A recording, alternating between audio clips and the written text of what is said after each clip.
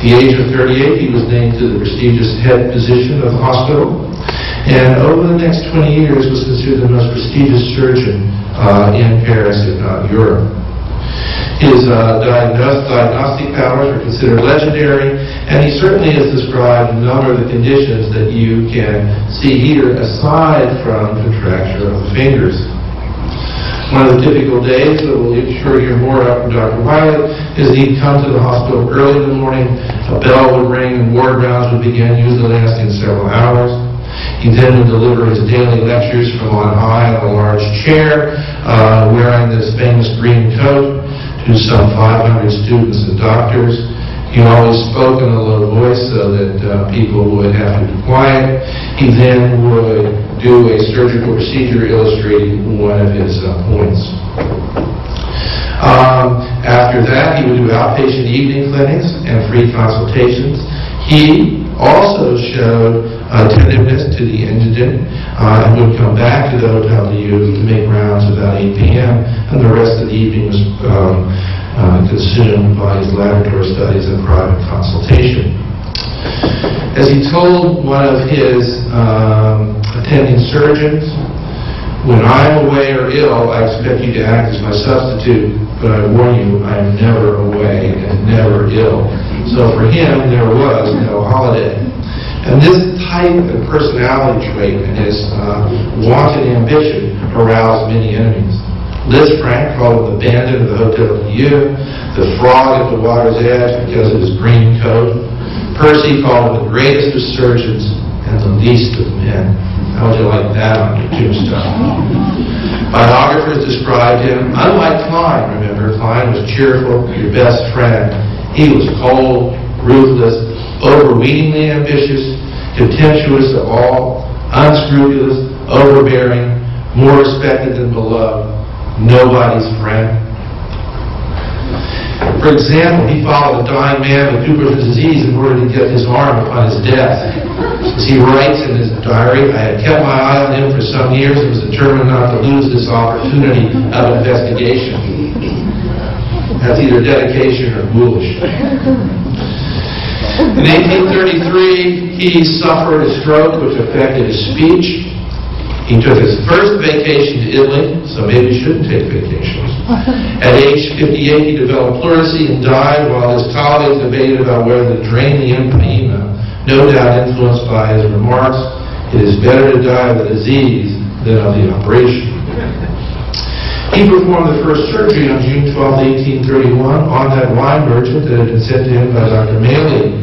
He used 3 incisions, as seen schematically here. The fingers straightened, the incisions were left open. There was some difficulty with the splinting, and finally La Croix, who was one of the major splinters of the day in Paris, was called in and made a splint. But there was certainly what probably is infection, as they used silver nitrate and a number of other solutions in a period of care which lasted at least 3 to 4 weeks. The patient survived, and subsequently, as Dupuytren describes in his famous lecture 6 months later, went on to have excellent function of the fingers. His second case was his coachman, D. Marteau, aged 40 years, and this was the surgery he performed on his famous lecture of December 5th, 1831. D. Marteau had Palmer disease only, very much like that described by Cline and Cooper in terms of what the disease should be operated on. In this lecture, he reviewed or dismissed previous treatments as unsuccessful, such as trying to hang a weight from the finger, all kinds of mitigants such as fumigation, leeches, sulfur, etc., and that you should not divide the flexor tendons. Now, he never published this lecture. He did not sing it from the rooftops of Notre Dame. It was his assistants, Payard and Marx, who published the lecture verbatim as they saw it in the journal that you see there, which was one of Paris's weekly medical journals.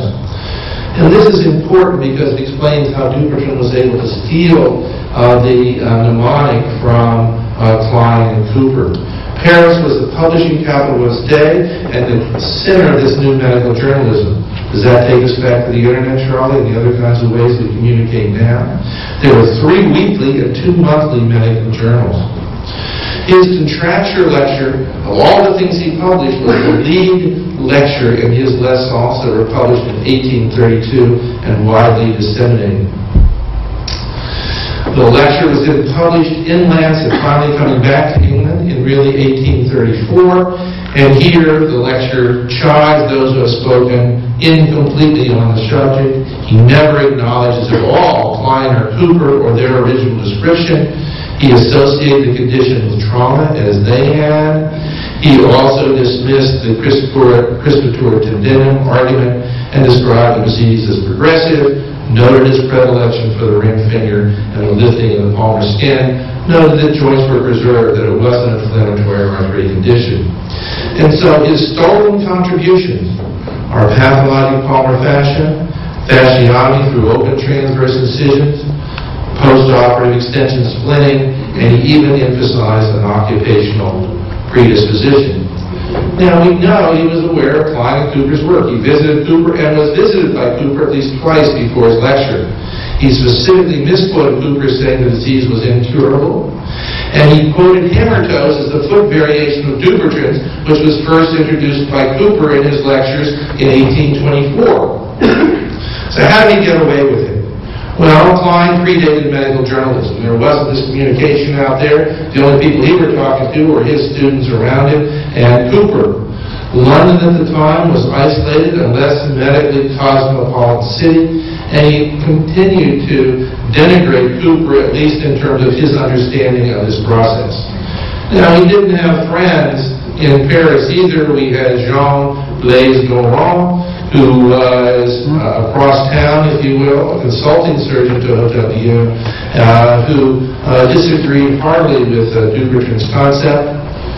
With Laurent, Alfred Velpeau, the Velpeau sling, also disagreed. And after Dupuytren's death, he was castigated. Everybody wants to take a shot at this cold, unfriendly frog, but still weren't able because they were wrong, and Cline and Dupuytren were right in what the cause was. But they tried to challenge him, and in fact, thought that they had the coup de grace when they described a coachman who developed the condition bilaterally, and clearly if you can develop it bilaterally, has nothing to do with the whip hand and has nothing to do with fibrous tissue. And so the textbooks of the 19th century showed all three approaches to the disease. Dupuytren's at top, Cooper finally getting a mention with his cutting the pretendinous cord, to Gourand, a more extensive discussion. Well, when we look at the modern era, we have limited fasciectomy, to which we can thank McIndoe, who popularized it, excising the lesion through the use of multiple Z-plasties. We have Charles McCash, who described the open technique, again, a consultant at the Queen Mary's Hospital, again, somewhat like in the tradition of Cline, great kindness and understanding, a family man, Daddy McCash. His open palm technique, I think Ann Moore is going to talk to at this meeting.